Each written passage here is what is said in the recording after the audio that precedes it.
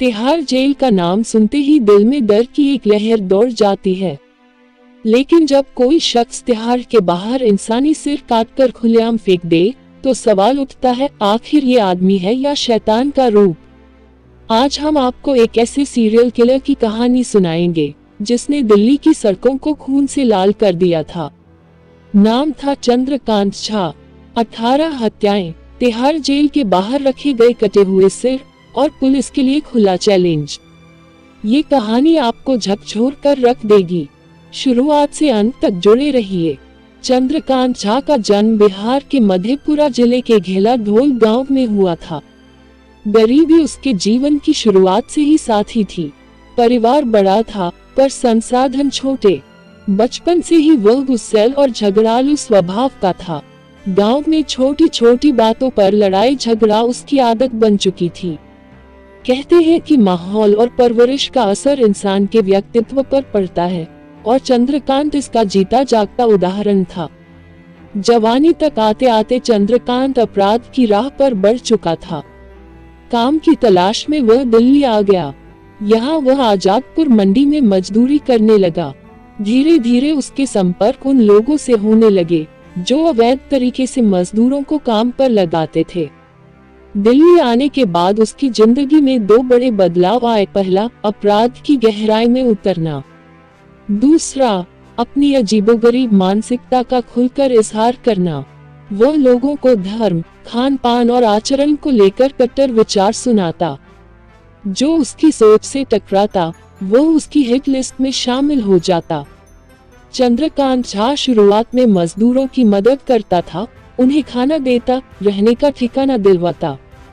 धीरे धीरे वह गॉडफादर की तरह दिखने लगा, लेकिन मदद के पीछे छिपा था उसका घातक इरादा। वह जो नियम बनाता, अगर कोई तोड़ता तो उसकी सजा होती मौत। साल 1998 चंद्रकांत झा पर पहला हत्या का आरोप लगा। तिहाड़ जेल में रहने के दौरान ही उसने हत्या का जुर्म सीखा और उसे अपने जीवन का हिस्सा बना लिया।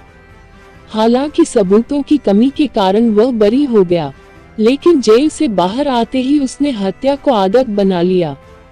वह अपने शिकार को पहले दोस्त बनाता, फिर उनका भरोसा जीतता, और जब वह सोचते कि चंद्रकांत उनका सबसे बड़ा मददगार है, तब वह मौत बनकर टूट पड़ता।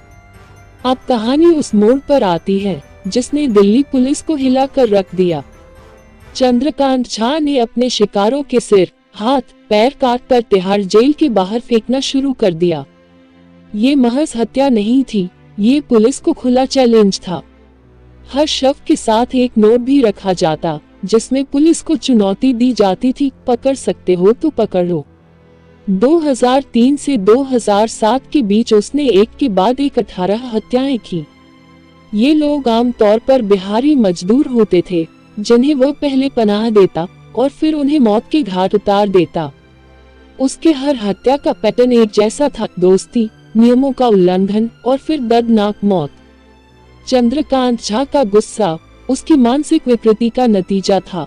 वह अपनी सोच दूसरों पर थोपना चाहता था। जो शराब पीते, बीफ खाते या धार्मिक आस्था में फर्क रखते, वो उसकी नजर में अपराधी थे। कहते हैं कि वह अपने शिकारों को पहले नियमों का पाठ पढ़ाता, फिर अगर वे नहीं मानते तो उन्हें बेरहमी से मार डालता।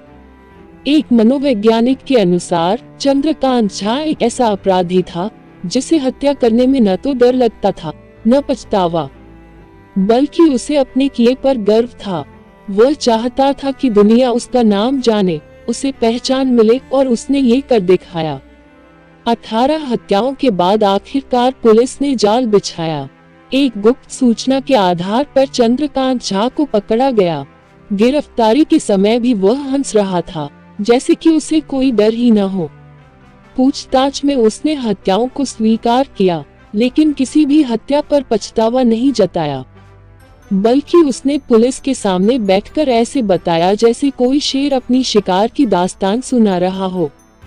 उसने हर हत्या का कारण विस्तार से बताया। कई मामलों में उसने अपने शिकार के घर वालों से दोस्ती कर ली थी ताकि कभी उस पर शक न हो। चंद्रकांत झा पर अदालत में मुकदमा चला। 2007 में गिरफ्तारी के बाद 2013 में उसे दोषी करार दिया गया। अदालत ने उसे फांसी की सजा सुनाई, लेकिन बाद में ये सजा उम्र कैद में बदल दी गई। आज भी वह तिहाड़ जेल में बंद है, जहां उसने कभी अपने कटे हुए शिकारों के सिर फेंके थे। कहते हैं कि जेल में भी वह दूसरे कैदियों को डराता है और खुद को राजा कहलाना पसंद करता है। चंद्रकांत झा की कहानी समाज के लिए एक बड़ा सबक है। एक साधारण मजदूर से सीरियल किलर बनने तक का ये सफर ये दिखाता है कि किस तरह गुस्सा, कट्टरता और मानसिक विकृति इंसान को हैवान बना देती है। वह न कोई साइकोपैथिक जीनियस था, न ही कोई चालाक अपराधी, बस एक ऐसा दरिंदा जो अपने ही बनाए कायदों का पालन न करने पर दूसरों की जान ले लेता था।